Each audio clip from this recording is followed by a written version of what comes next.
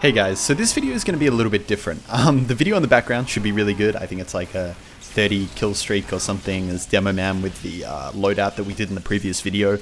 But other than that, this video is going to be different because I really try and keep most of the content on this channel, you know, fun or at least a little bit educational. But today is going to be a bit more serious, a bit more somber, maybe even venturing into the rant territory. So if that's not really your cup of tea, no hard feelings, feel free to close the video or maybe just enjoy the gameplay in the background and totally ignore me. But I think if you really do love TF2, like I love TF2, then I think this is a pretty important topic to talk about. I'm by no means the only voice on this, so if you guys have disagreements or your own opinions, chuck them in the comments below and I will read as many of them as I can. So I want to preface this video with a massive shout out to McV and all the other amazing producers behind the End of the Line update. You guys, they've just done an amazing job and it's really incredible to see what a community can do. But a lot of you will know that End of the Line, the one of the most hyped updates of all time, came out today.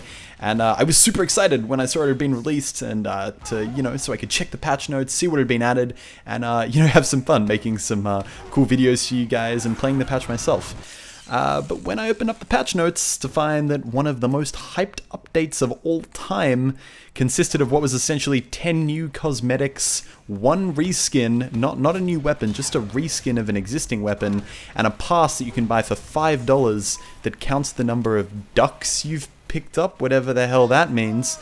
No new weapons, no new map, nothing. Now, I'm not only angry about this because of the letdown that it was. Valve never made any kind of direct promises about what would be coming in the update or what we could or couldn't expect. I'm angry because of the message that this sends to the entire TF2 community. One of the most dedicated communities I think I've seen for any game ever. I'm angry because I'm starting to see some really saddening behavior from one of my most favorite game developers out there. I mean, Valve is truly amazing, and I think pretty much everyone universally agrees that. But I want to start by dispelling a little myth this video. TF2 is a free-to-play game, that's true.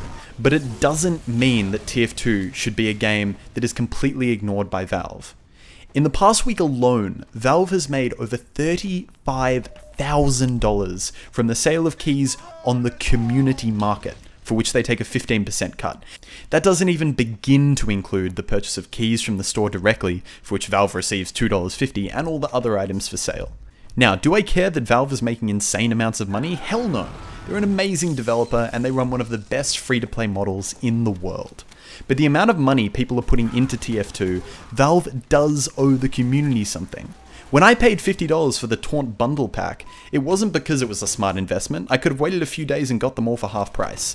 I paid that because I want to support Valve. I want to support the developers of a game which I really and truly love, and a game for which actually doesn't earn them anything when someone installs it. So let's talk a bit more directly about End of the Line. And the thing I really want to focus on in this video is the failure to include the new map along with this update. So for those of you who don't know, for one of the first times ever, Valve worked with a community of map makers to design a map that could be shipped with the End of the Line update.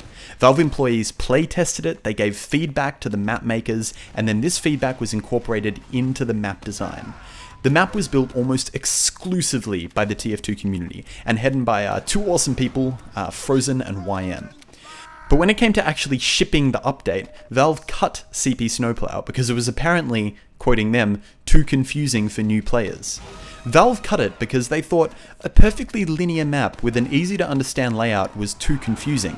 Meanwhile, we still have people getting lost in the endless corridors of the maze that is CP Steel. Or maybe they thought the slight variation of control points which the map used would confuse new players, but they're still totally okay with Robot Defense on Asteroid, a map that I, as a pretty experienced TF2 player, am still trying to understand fully. The impact of a decision like this goes way beyond the fact that we just don't get a new map to play this week. The impact from this is absolutely massive. TF2 survives almost solely because of the incredible community that backs it. The custom mappers, the server hosters, those who organize the competitive scene, longtime entertainers like Germa and Star, along with countless other people. But when Valve refused to add this map, they sent a message to the entire community that even a product that is built with constant feedback from Valve still won't be good enough to make it into the game. This year we've seen a total of 5 new weapons added to the game and almost no other direct gameplay content. Oh, except hats.